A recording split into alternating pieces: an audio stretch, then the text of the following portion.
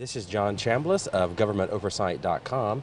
I'm standing in front of Evergreen Natural Food Store in Wolfeboro, New Hampshire, where we are awaiting the arrival of Congressman Ron Paul, who will be making several stops today throughout New Hampshire. When he leaves here, he'll be going across Lake Winnipesaukee on a boat ride to Guilford, New Hampshire for another rally. Nice to meet you.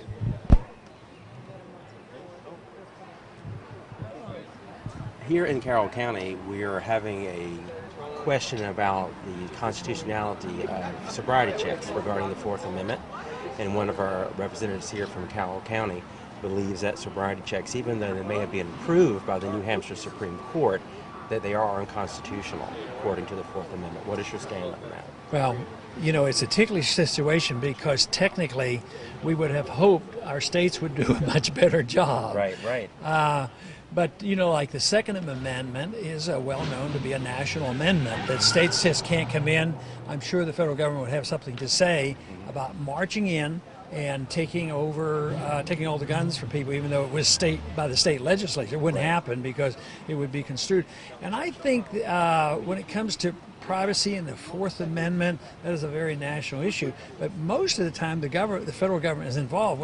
I detest the repeal of the Fourth Amendment because they did that with the Patriot Act. So it's this mentality of the Patriot Act that says that they can look at everything we do, all our records, and that's part of the mentality there. So it seems like the atmosphere of the Patriot Act that the federal government has created has leaked over here, and your justices evidently have been sloppy in saying, oh yeah, stop anybody anytime.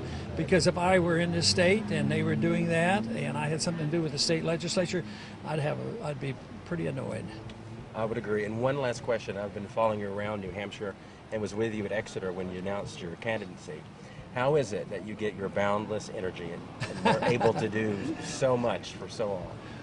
Well, I am energized by the issues, obviously, and I'm also energized by young people because they seem to have a lot more at stake. A lot of people have been living off this land and borrowed money, and they're dumping all this on young people. Well, I am excited about the fact that they're interested in looking at the Fed. A lot of people say, well, I personally have removed their apathy, but in many ways I get my energy from the young people.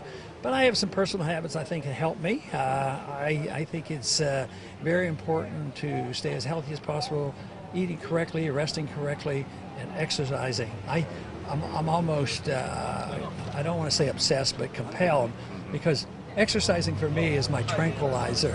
You know, and I do it, unless on a day-to-day, because we started early today and we'll finish late tonight. Right. But I'll get home a couple of days and I will get a fair amount of exercise in. It's really great therapy for me, and I believe it from common sense as well as from my medical training.